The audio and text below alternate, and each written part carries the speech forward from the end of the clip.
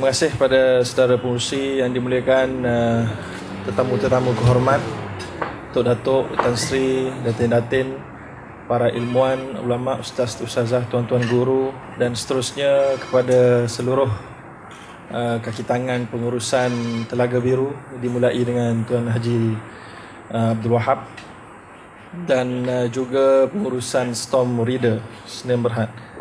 Jadi saya akan cuba ringkaskan dan tidak masuk ke dalam bidang-bidang yang agak teknikal, kerana plan pembentangan bentuknya belum dibentangkan. Jadi kalau saya terus masuk ke situ jadi makin confused. Jadi saya cuba buat umum sahaja. Jadi alhamdulillah kita dapat melahirkan produk dan juga plan multi-level marketing yang saya kira berbeza dengan multi-level marketing yang ada di pasaran sekarang ini. Yang tidak dapat saya nafikan, memang betul saya ada mengkritik multi-level marketing dalam akhbar, dalam majalah, dalam web dan dalam ceramah dan macam-macam lagi. Tetapi tidaklah saya lakukan itu kecuali untuk mendapatkan keredaan Allah dan juga untuk meningkatkan sensitiviti umat Islam yang rata-ratanya multi-level ini disertai oleh umat Islam. Dan rata-ratanya multi-level ini dipunyai oleh orang bukan Islam. Dan umat Islam yang menyertainya kelihatan, walaupun bukan semua, kelihatan tidak begitu mementingkan soal hukum hakam. Padahal bab pendapatan harta ini sangat penting dalam memberikan kesan kepada kemakbulan ibadah kita, ya. Jadi jangan kita pisahkan harta pendapatan dengan ibadah. Jadi oleh kerana itu saya cetuskan perkara ini supaya mereka berfikir semula untuk menyertai apa-apa sahaja dalam bab pendapatan ini mesti semak. Kalau tak berapa reti semak, cari orang yang pandai untuk tolong menyemaknya, itu sahaja. Lalu hasil daripada itu saya lihat tumbuh beberapa multi level yang dah establish, kemudian mempunyai penasihat syariah. Bila mana dia ada saja penasihat syariah, saya angkat tangan, saya kata that's it, okay, boleh go ahead. Dan sekarang kita sedang tumpukan kepada yang tidak mempunyai penasihat syariah. Lalu orang mengkritik saya, dia kata ustaz cakap banyak, cuba bagi satu multi level Islam. Mana dia? Saya kata saya bukan jutawan nak buat multi level Islam sendiri. Lalu saya menunggu mana-mana pihak yang sudi untuk berbincang. Ada 2, 3, 4 pihak yang sudi berbincang dengan saya. Tetapi setelah berbincang, ada yang angkat kening lalu berlalu, begitu saja. Tak serius. Mereka ingatkan boleh ubah sikit-sikit saja. Mereka tak mau ubah banyak. Ya. Mereka tak mau ubah apa yang mereka ada. Mereka sebenarnya nakkan endorsement chop sahaja tanpa apa-apa perubahan. Lalu saya minta maaf. Bayar apa pun saya tidak akan terima untuk memberikan endorsement tanpa apa-apa perubahan kepada akad. Oleh kerana itu, satu demi satu datang dan pergi. Akhirnya dengan berkat dan keizinan Allah SWT, dengan kesungguhan Encik Shah bersama-sama dengan Tuan Haji Wahab, dapat kita duduk sekali. Dan memang pada hari yang pertama saya memang mencadangkan satu perkara yang sangat berbeza dengan multi level. Saya ingat lagi, saya cadangkan konsep musyarakah dalam multi level. Tetapi ia tidak dianggap multi level. Okey, dia dianggap one level sahaja, dia tidak multi. Maka pandangan itu tidak doable. Okay, jadi itu masalah ada sekarang ni. Syariah satu hal, kalau kita nak buat syariah base dengan syariah compliant, dua benda berbeza. Syariah base asasnya tapaknya daripada konsep syariah. Musyarakah kita buat konsep multi level. Itu nampaknya suasana keadaan di Malaysia tidak mengizinkan. Itulah juga yang berlaku di perbankan Islam. Maka kalau tak boleh syariah base, kita pergi kepada yang lenient sikit, syariah compliant. Compliant maknanya patuh syariah.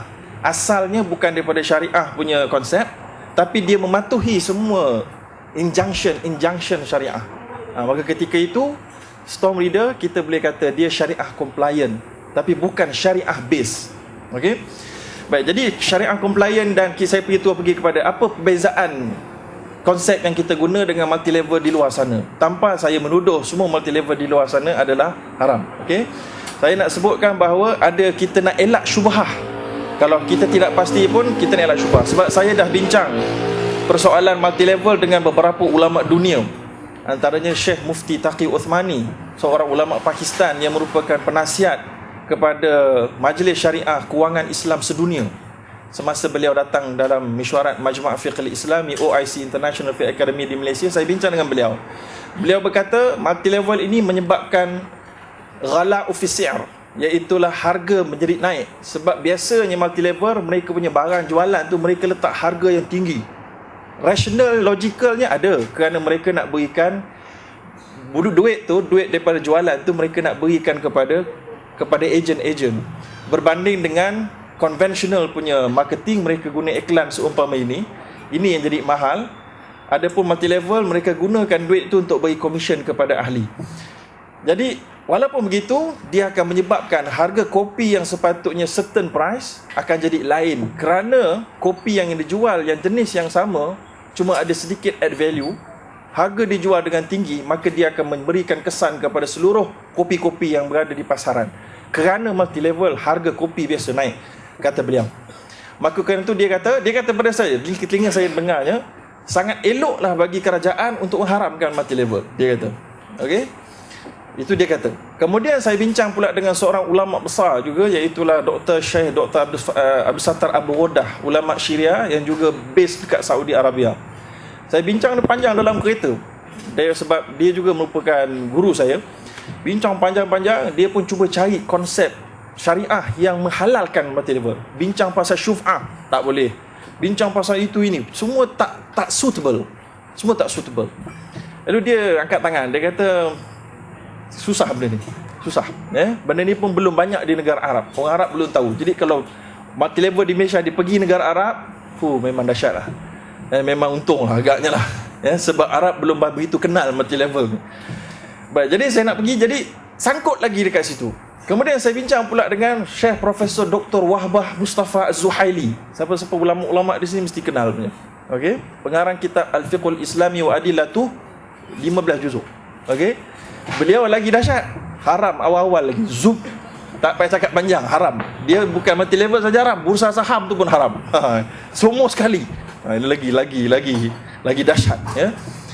Baik, jadi oleh kerana itulah sangat penting bagi kita untuk menyimak perkara ini. Baik, jadi apa yang kita cuba buat sekarang ni adalah salah satu usaha bersama. Yang pertama sekali itu, kita dalam Storm Reader harga dia tak tinggi. Harga buku yang dijual adalah sama dijual dengan cara di sini dengan dijual di tempat lain. Minta maaf kalau saya tersalah, tapi yang saya faham gitu. Betul Tuan Haji? Jadi itu yang pertama. So dia tak ada isu yang Syekh Mufti Taqi Uthmani cakap tadi tu. Tak ada isu. Baik. Kemudian isu yang keseterusnya simsar ala simsar, iaitu ejen di atas ejen. Ejen di atas ejen, dan kemudian ejen ni pula disuruh membuat pembelian peribadi wajib untuk mendapat komisen orang bawah. Faham tak? Jadi contoh saya lantik orang A, you jadi saya punya wakil jual barang ni. Tapi kalau you nak dapat komisen daripada saya, you kena beli juga. So dia dah jadi jualan bersyarat. Jualan bersyarat. Dekat sini dia ada syubhah. Dia taklah confirm haram, tidak qat'i haram, tapi dia ada problem kat situ. Sebab dia mensyaratkan dua akad dalam satu, dan kemudian syarat dia itu adalah syarat yang dikira pemaksaan belian. Seolah-olah dia jadi bai'ul mukrah, belian yang dipaksa ke atas seseorang untuk dia dapat komisen orang bawah. Jadi yang itu pun kita tak ada dalam Storm Reader. Kita tak ada. Kalau boleh saya nak buang terus sebenarnya syarat-syarat ni, tapi bincang, kita bimbang ada satu perkara lain, iaitu orang atas tak akan aktif. Maka apa yang kita buat, kita aplikasikan konsep ji'alah, ataupun dalam sebutan lainnya ju'alah. Ji'alah ataupun ju'alah ni adalah satu akad musamma.